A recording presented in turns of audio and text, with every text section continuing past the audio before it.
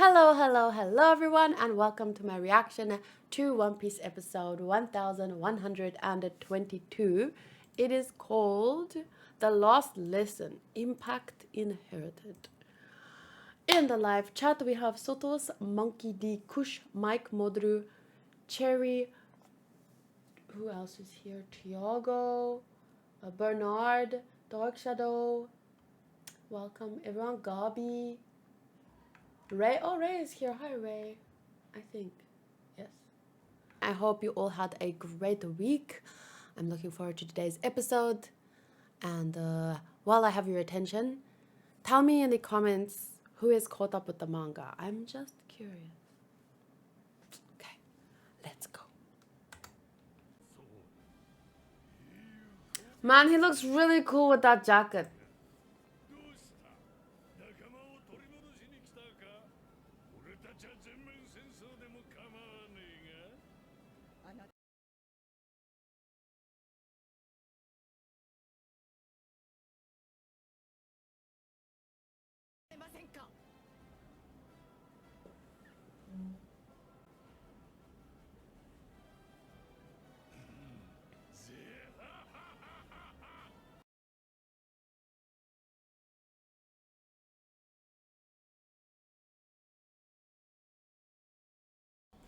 Last week, people were saying that they hate him because it's his fault what happened to Garp. Because he got, when someone was screaming, Tasukete, he thought maybe everyone wasn't evacuated. And people were like, it's his fault. And I'm like, really? But what would you do in that situation when you think there's someone else that needs saving? I don't know. How was he supposed to know? Like, just because they said everyone is evacuated, if there's a burning building, there might have been someone in there not accounted for. Like, that happens all the time. I'm just saying.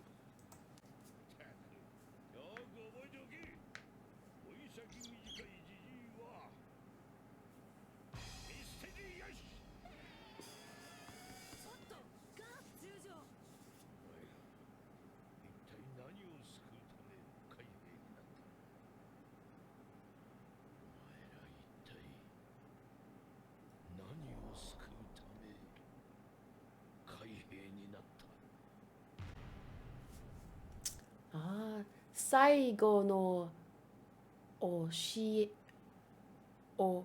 え受け継がれお疲れ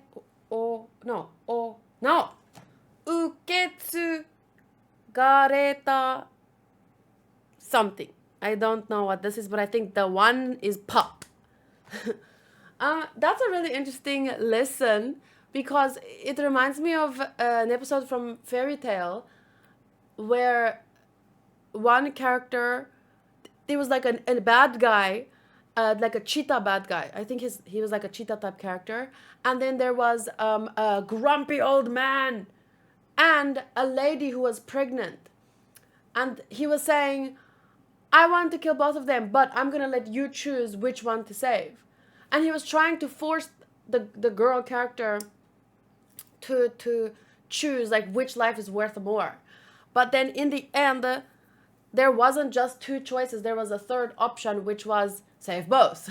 If you have the strength to do that, of course.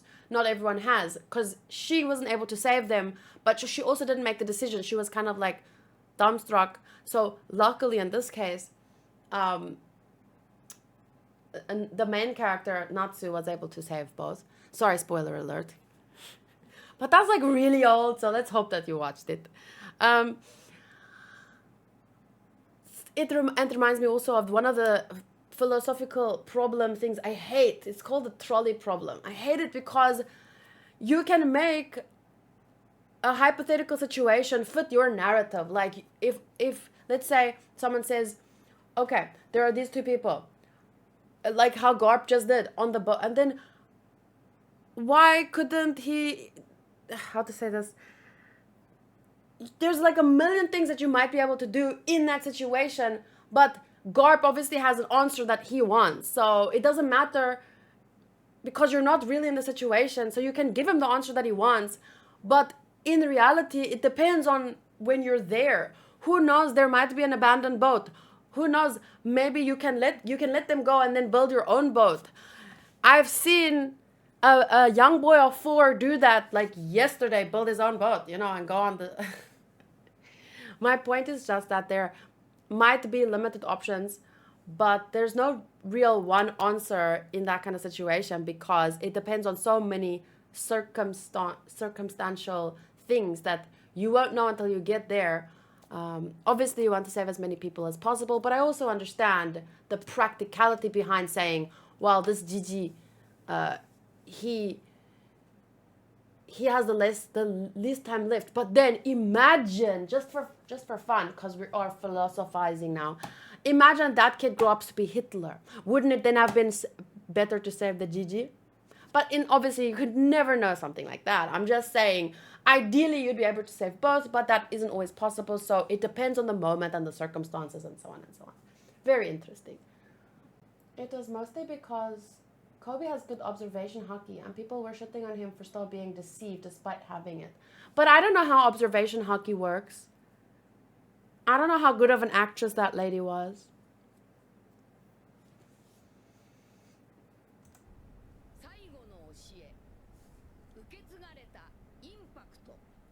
Oh, there's one more thing that I wanted to say about that topic. Sorry, I will focus on the episode in a minute. A lot of people like to use the trolley problem to prove their point in shows like Attack on Titan, because naturally you would feel like if you have to sacrifice people, you want to sacrifice the smallest amount, right? But they use this to justify usually some terrible actions when first and foremost, I think it is important to acknowledge that other options is available. But when it's a hypothetical situation, people will always tell you, if you say, I don't think they should sacrifice those people because they could do this. Since it's hypothetical, people will always go and say, no, that wouldn't work because this. And they keep making up reasons why it wouldn't work when that was never even tried. That's why I don't like the trolley problem, because people have already decided on the nature of the situation in their head. Like, that there's no other way. But in real life, there's almost always another way. And it's difficult when it comes to fiction, because fiction is set in stone, but in reality and in this moment, there might... Yeah, so it's good to discuss other options and not be stuck on just, your own answer, the answer that you want.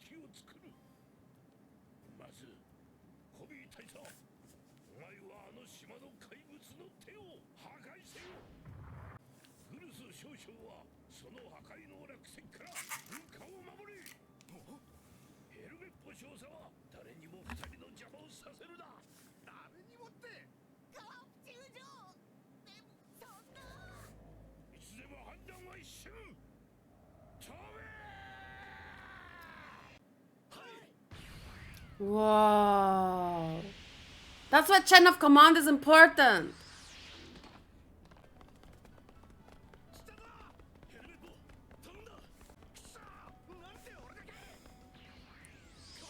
Wow. Huh?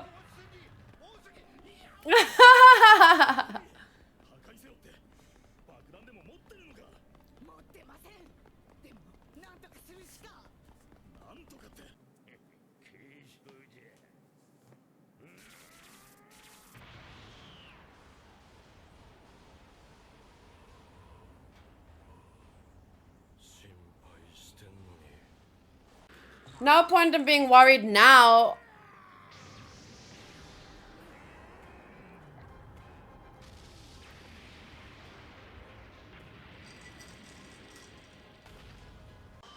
Go, Garp!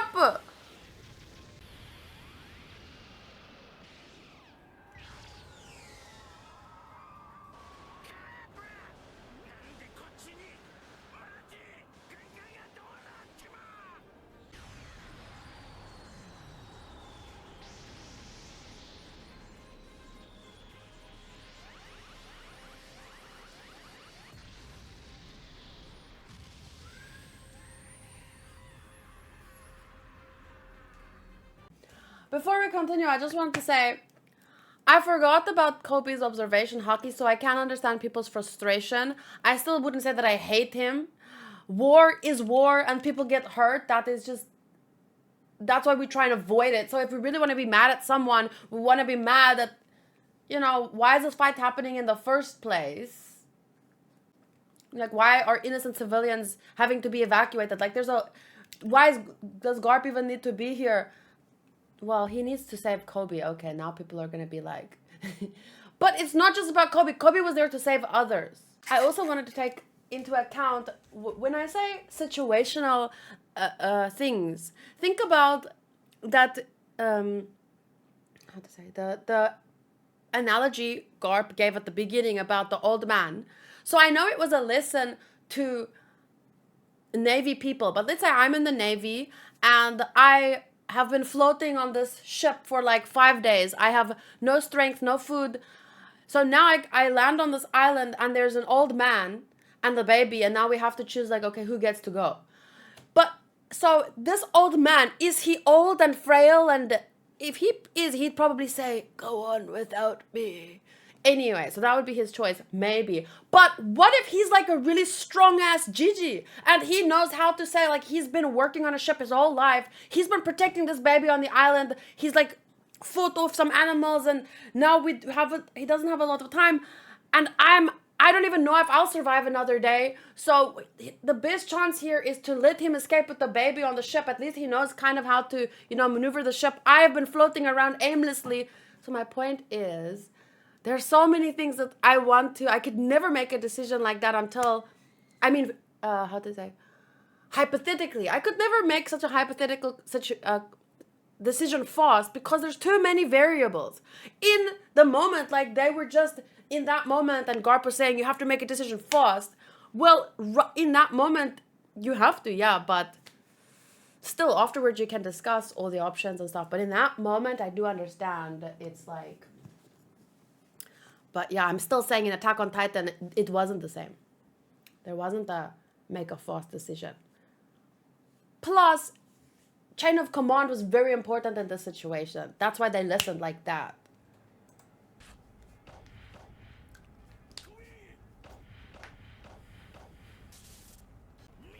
Go, Koby!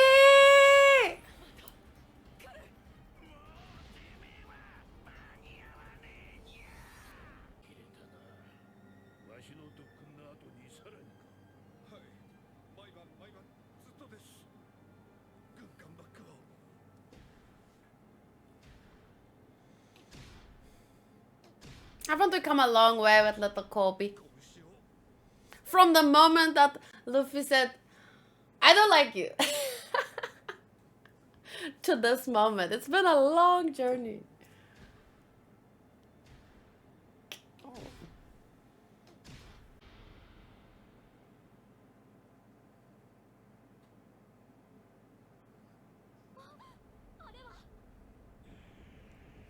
Whoa, that looks cool.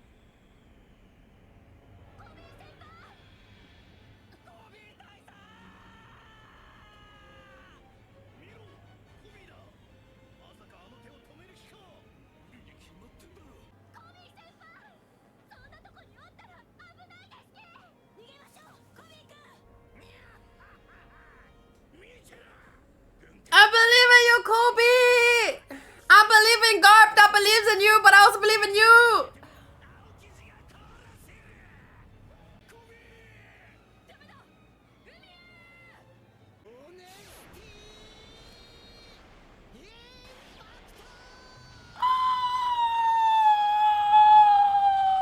Whoa!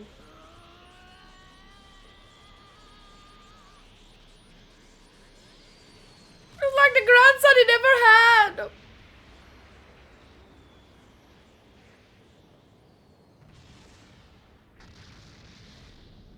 Whoa!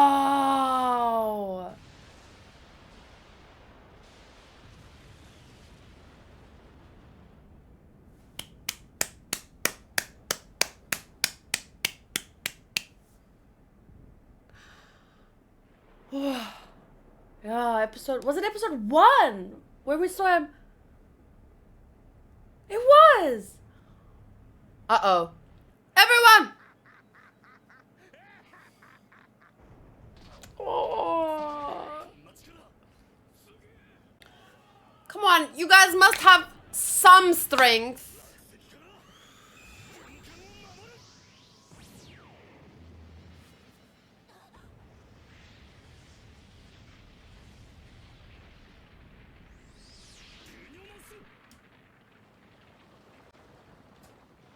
Glorp web. Oh,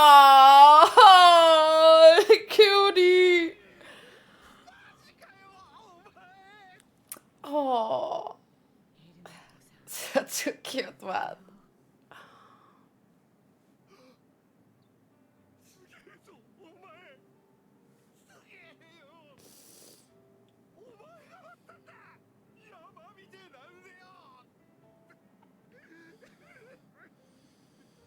This feels so old school One Piece for some reason. I don't know why. Not just because of the visuals. I mean, like the way that they're doing the I don't know why it gives me.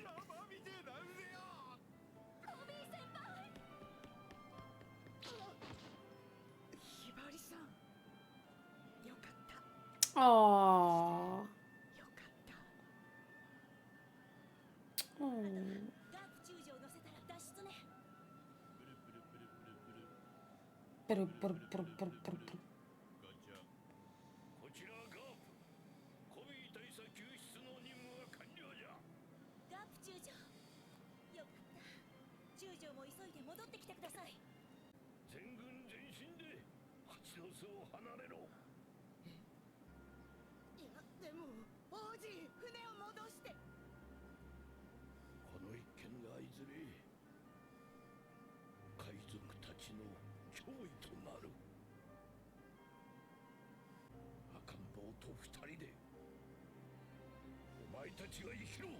Are you calling Koby a baby? I'm kidding. Oh. So that's what he was teaching them. To leave him behind when the time comes.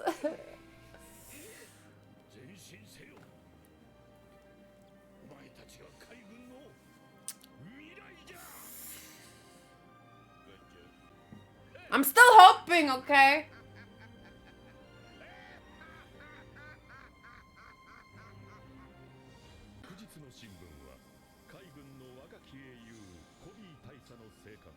Don't do it! Don't do it! Don't do it!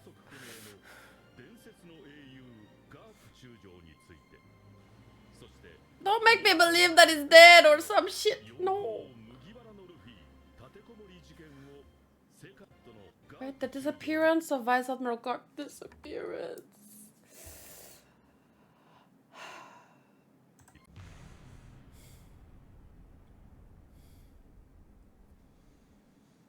Well, there is a lot to discuss in today's episode, I feel. But as you guys know, I do that in a separate video. So everything that I said in this video is just like, I said it quickly without thinking too much. I'd like to expand if possible on some things and maybe think about, what I said and how I said it. And then I can talk more in the review part. I will read the manga chapter and do a comparison. If I had to score the episode without taking into consideration yet the manga chapter comparison, I would do. Wow, I haven't scored since 1116. Damn it! Why do I stop doing it? I forget because I just talk in the review video. I would say in terms of story, how far, not just like Cherry pointed out, Helmeppo has come a hell of a way too. But Koby makes so much impact because he's been there since episode 1. And one of my favorite Luffy moments is when he said to Koby, like, he was brutally honest. He was like, I don't like you. And yeah, that was one of the things that got me hooked because I felt like, wow, what kind of character just comes out and says it that way? But it was said I don't know how to put it, but it was said with zero ill intentions. Like, that is just Luffy, right? And yeah, it wasn't because Koby was a bad guy or anything. It's just that he was acting in a way that even he himself wouldn't be proud of.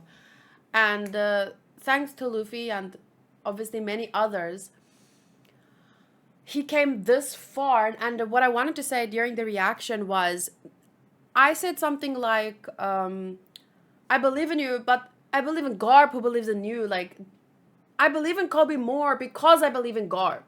But the reason for that is because we haven't been there with Koby step-by-step training. We got to see a little bit flashback today, but there's a reason why Garp believed in him as much as he did. And we didn't get to see that journey because he's not the main character. He's not Luffy, right? But I believed in Garp, and so if Garp believed in him, I could believe in him. And yeah, I didn't mean to like reflect poorly on Koby. It's just that the Koby that we knew, he's gotten stronger and stronger, but he did something crazy right there, right? And I think only Garp could know that that was possible for Koby. Even Koby didn't know, like he didn't believe in himself to the point where he could do that. But what is it from Gurren Lagann or something, where someone says, you don't have to believe in yourself. Believe in me who believes in you. What's that from? So yeah, I think this is going to be a turning point for Koby. I hope so. But for that reason, I want to give characters a 10 and the story a 9.5 and direction a 9, visuals and there was 9 moments, 10 moments, and 8 moments, so overall maybe 9. Audio 9 and enjoyment / investment 9.59. Yeah. Oh, Alvida is clean. Oh, the smooth sube no mi. Okay. Okay, so the chapter I'm supposed to read is 1088. But yeah, let me just finish up by saying I'm not 100% sure about these scores, but right now that's like my first thought. Sometimes if I read, because when you watch something for the first time, it's very overwhelming, right? You can't pay attention to everything at once. There's so much going on. So these scores might change on a rewatch. I am planning to rewatch all of One Piece one day. I love Koby's character. I think it's amazing that we're on episode 1122 and it's been like, he's been there since episode 1. Just like he's been here longer than some of the other main characters, right? I mean, of course, we've seen those characters more. We've spent more time with them physically, like seeing them episode per episode. But we met Koby long before we met Jinbei, and Jinbei is maybe my second or third favorite Straw Hat. It's so difficult to decide, but Luffy is my number 1. That's the only thing that matters. Okay, so I'll end the video here so that Mike can edit this for the highlights for YouTube, and then I'll do the review video separately. See you in the next one. Bye.